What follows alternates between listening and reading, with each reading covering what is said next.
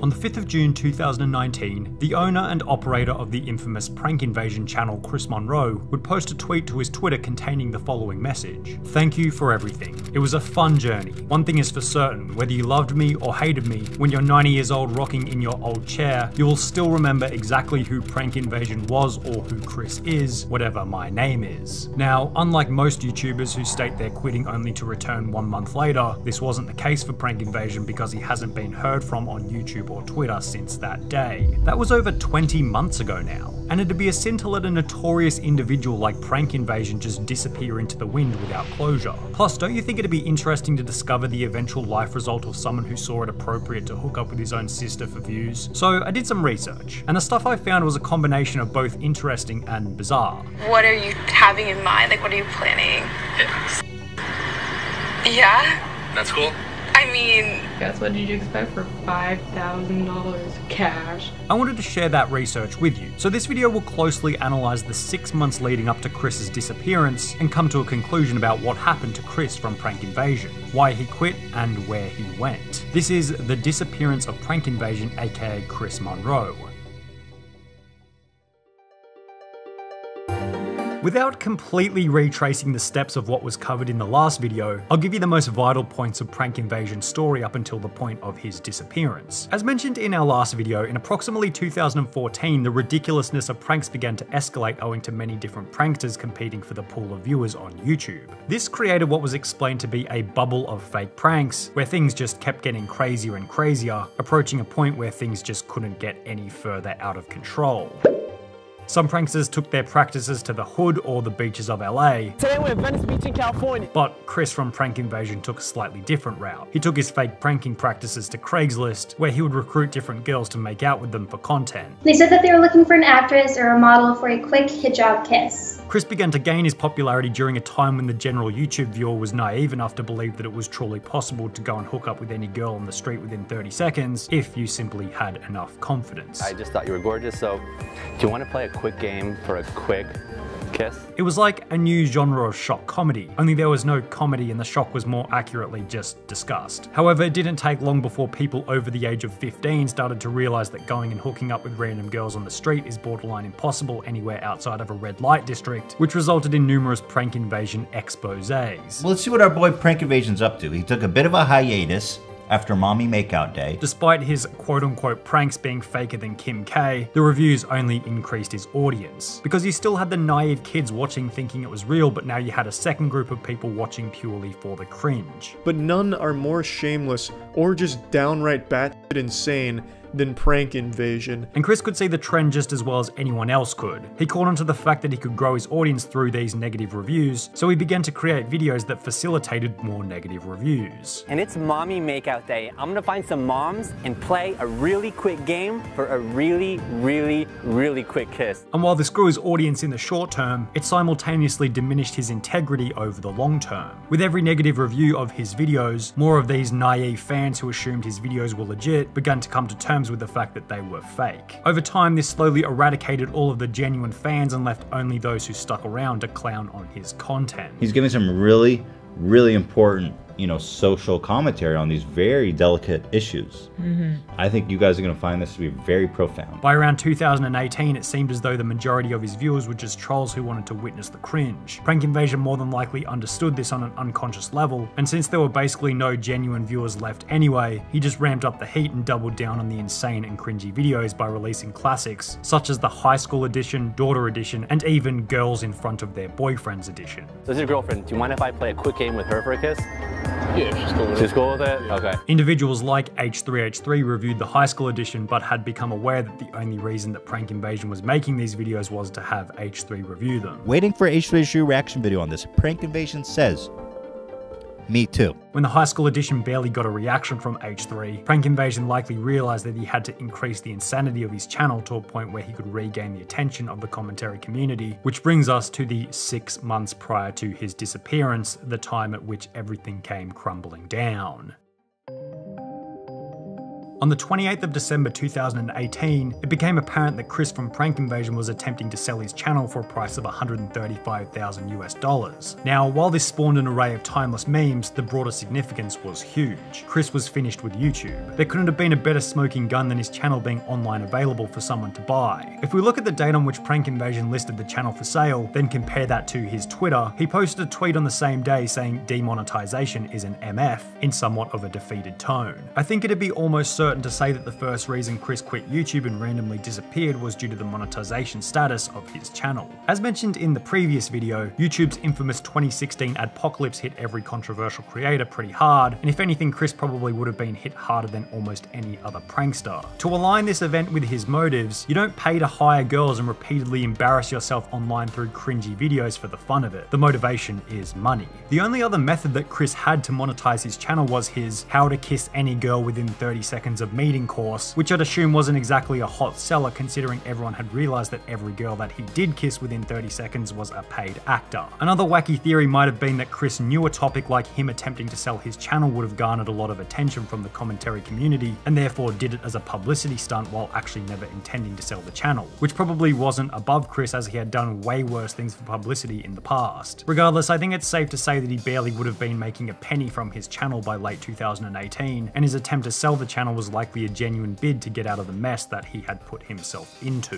Following this first tweet about demonetization, Chris posted a series of other tweets reminiscing on past relationships. 365 to 558. Only one person on earth knows what this means. If you see this, I love you and I wish we could do it over. I miss Nicole. Anybody remember her? Now, disclaimer, obviously I'm not an expert here, but this seems like pretty textbook depression or low self-worth talk if you ask me. Especially when you combine it with his other tweets bragging about his success, a pretty telltale sign of someone with a lack of confidence. I think it would have been even stranger if Chris wasn't depressed. He had a borderline dead YouTube channel that was bringing in no income, probably burned almost any opportunity of having a proper relationship given the nature of his channel, and zero remaining integrity given how fake the pranks were. It makes perfect sense to me that he'd be thinking back to the days of a more organized life. Now, these two events, the demonetization as well as the speculative depression, were almost certainly motivators for his disappearance. But his desire to return to relevancy and popularity would ultimately be a negative, as it was through this desire that he would find motive for his next crazy move, the infamous kissing my sister prank.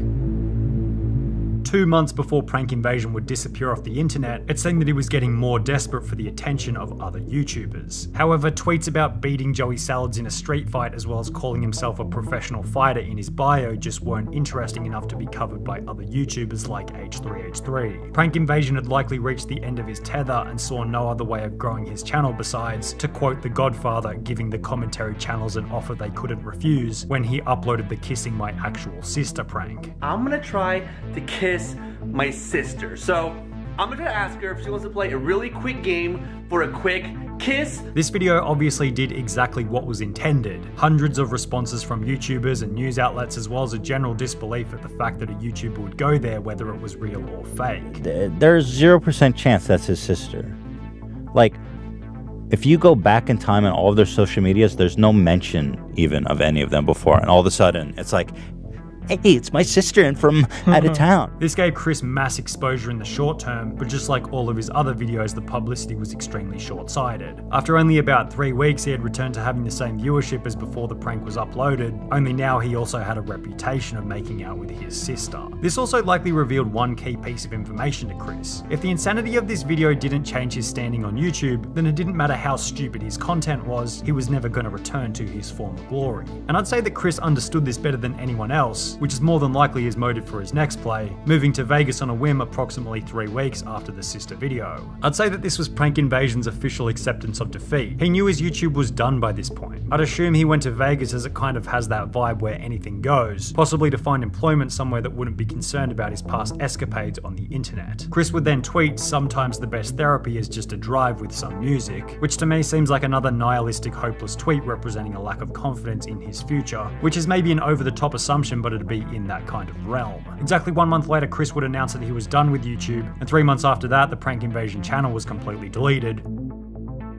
Now, there's one more thing I want to discuss before we answer the final question, and that's a video posted by Peyton Mitchie in June 2019, where it was revealed that Prank Invasion wasn't only hiring girls for a quick kiss, but also for other reasons. I got hit up on Monday to do a video with Prank Invasion, and this is the vlog for that. I thought it was one thing, it was definitely another. In this video, a phone call is played where Prank Invasion offers the YouTuber $5,000 cash for an amateur adult scene, which the YouTuber said was unexpected as she thought it would just be a kiss scene like in his other videos. I really thought I was just gonna be kissing people. You thought you were just kissing. The most interesting part about this video is the dates. Chris announced that he was leaving YouTube on the 5th of June 2019, and the video was posted on the 9th of June 2019. Could Prank Invasion have seen this coming and decided to get out of Dodge in the hopes that it would discourage the YouTuber from posting the video in the first place? Well, this is a possibility, but honestly I'd say that it was just a coincidence. Prank Invasion's reputation was so bad by this point that there was no way he would have ever bailed out to avoid something like this. Possibly this whole scenario was set up to get Prank Invasion more exposure and both YouTubers were in on it, a total possibility by this point. Which brings us to the ultimate question we're trying to answer in this video. Why did Prank Invasion disappear off the internet and where did he go? Well, the reason behind Prank Invasion's disappearance seems to be somewhat of a conclusion of everything discussed. Prank Invasion's reputation was finished. He had no integrity left. There was no one on the internet who by 2019 was still naive enough to believe that what he did in his videos was real. Sadly, Chris's channel wasn't WWE and the fakeness didn't increase the audience, but rather reduced his genuine audience to zero. Without a genuine audience, it would have been difficult to sell his course and merch, leaving his only ad revenue as YouTube, which was also promptly taken away by the adpocalypse. With an awful reputation and no revenue, what incentive did Chris have to continue making content? None in my eyes. Especially considering he had to pay models in every video, meaning that he would have actually been losing money rather than just not earning anything.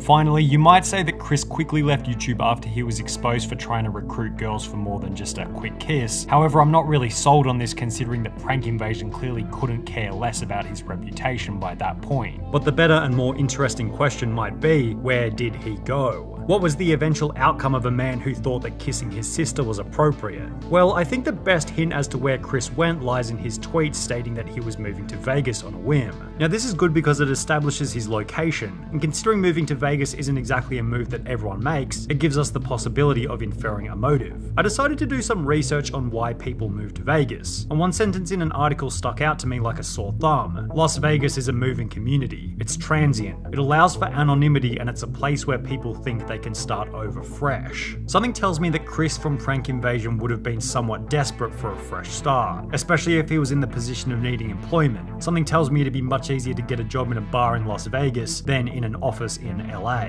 especially considering when you Google the name Chris Monroe, you don't exactly get the most flattering search results. However, I also have somewhat of a theory that Chris Monroe isn't Prank Invasion's actual name. In his final tweet, he states, "You will still remember exactly who Prank Invasion was or who Chris is, whatever my name is." This might explain an old Twitter account with the name Andrew Manavi, as well as a Crunchbase profile with the name Christopher Manavi, which I'd say is most likely his actual name. Possibly after moving to Vegas, Chris applied for employment under his actual name Chris Manavi, which upon being searched comes up with flattering results explaining that Chris sold a former company for a price of $20 million. But on the other hand, I can't exactly imagine Prank Invasion to be out there just working at a casino, especially if he really did sell his company for $20 million.